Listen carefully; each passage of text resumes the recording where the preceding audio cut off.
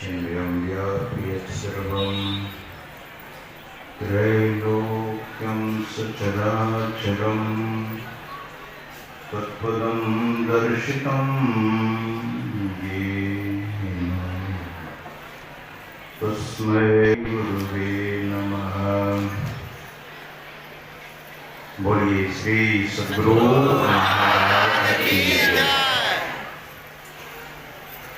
प्रातः स्मरणीय अनंत श्री विभूषित परमाराध्य परम पूज्यपाद संत सद्गुरु महाराज के परम पावन जीवन पद्म पदों में सदा सदा पदवंदन। संत मत के पुरोधा पुरुष सद्गुरु महाराज की सेवा में छाया की तरह सतत निमग्न रहने वाले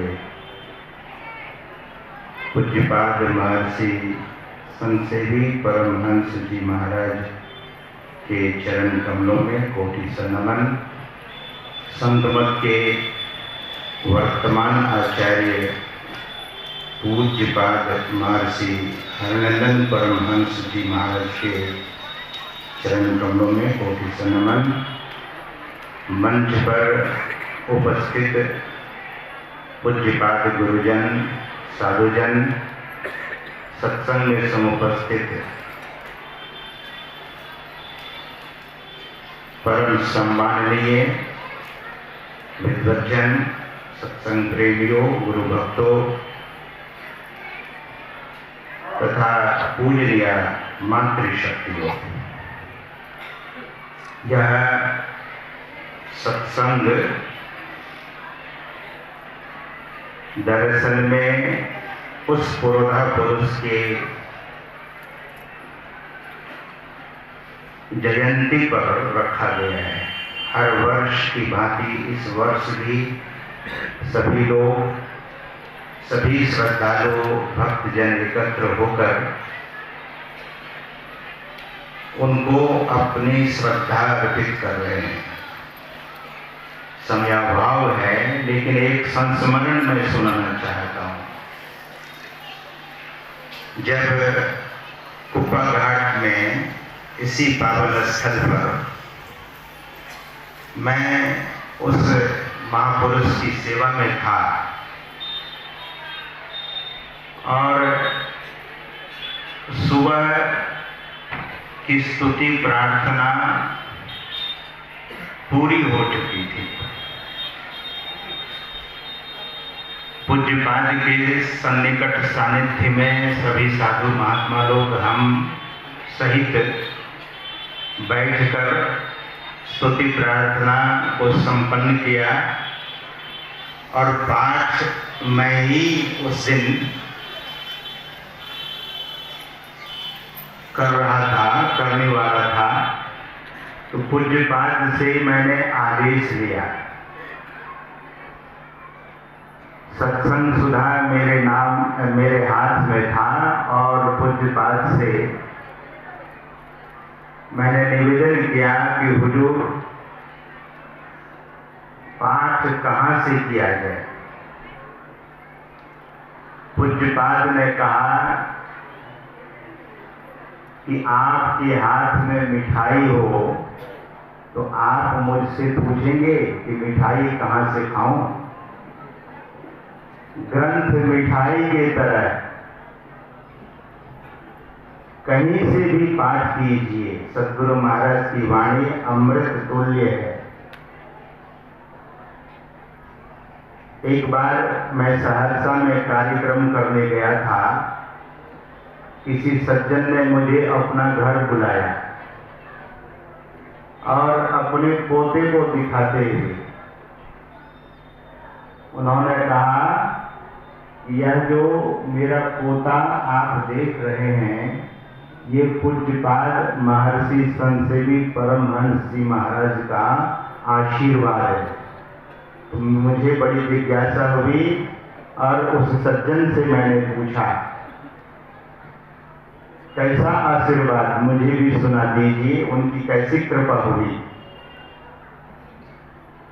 तो उक्त सज्जन ने कहा कि पूज्यपाद सहरसा गांधी पथ संत मत सत्संग मंदिर में पधारे थे और हम अपने पुत्र वधू और पुत्र को लेकर उनके चरणों में उपस्थित हुए, प्रणाम किया और निवेदन किया कि हुजूर, मैं पोता चाहता हूं, पौत्र। पोती तो है लेकिन पोता नहीं है, कृपा कर आशीर्वाद दीजिए।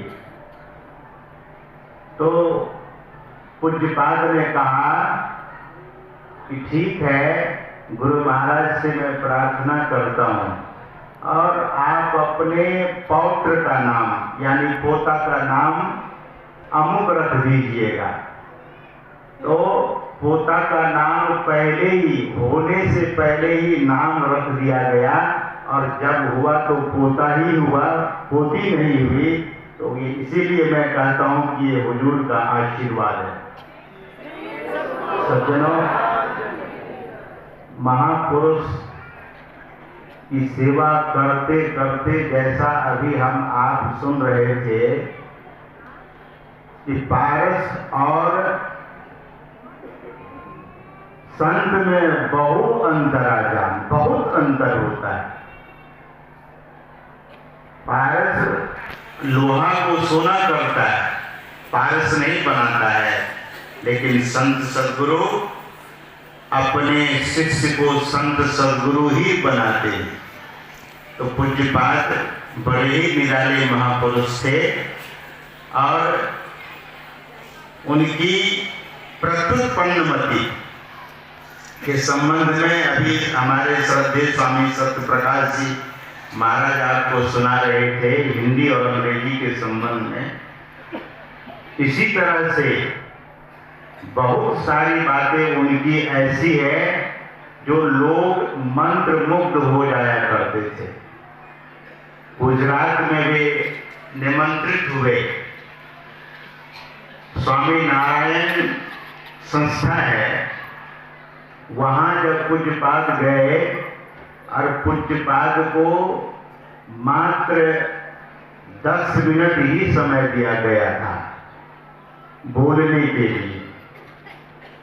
ये बात हमें ऐसे ही लगती है जैसे स्वामी विवेकानंद जी महाराज को मात्र 5 मिनट समय दिया गया था और पूज्यपाद महर्षि संतसेवी परमहंस जी महाराज को 10 मिनट समय दिया गया था। उस संस्था में जहां वे आमंत्रित थे, अहमदाबाद गुजरात में। सज्जनों, पूज्यपाद इतने सुंदर ढंग से गुरु तत्व की व्याख्या की, 10 मिनट कब निकल गया लोगों को पता ही नहीं लगा और 10 मिनट होते ही पूज्यपाद अपनी वाणी को विराम दे देते हैं। लोगों ने बहुत जोर जोर से हाथ उठाकर खड़े होकर कहा कि नहीं, आपसे और सुनेंगे गुरु भक्ति के संबंध में। और सज्जनों, दूसरे दिन से पूज्यपाद के लिए कोई समय बांधा नहीं गया। तो वे बड़े प्रखर थे और तभी सद्गुरु महाराज ने कहने की कृपा की कि संतसेवी जी मेरे मस्तिष्क हैं। मतलब किसी संत के मस्तिष्क हो जाना साधारण बात नहीं है। तो वे बड़े ही उच्च कोटि के गुरु भक्त थे और हम सबों के लिए परम आदर्श हैं और हम सभी उनके देन को, उनकी कीर्ति को और उनके योगदान को स्मरण करते हुए और अनुग्रहित होते हुए उनके चरणों में हम बारंबार नमन करते हैं, वंदन करते हैं। इन्हीं शब्दों के साथ एक बार प्रेम से बोलिए श्री सद्गुरु महाराज की।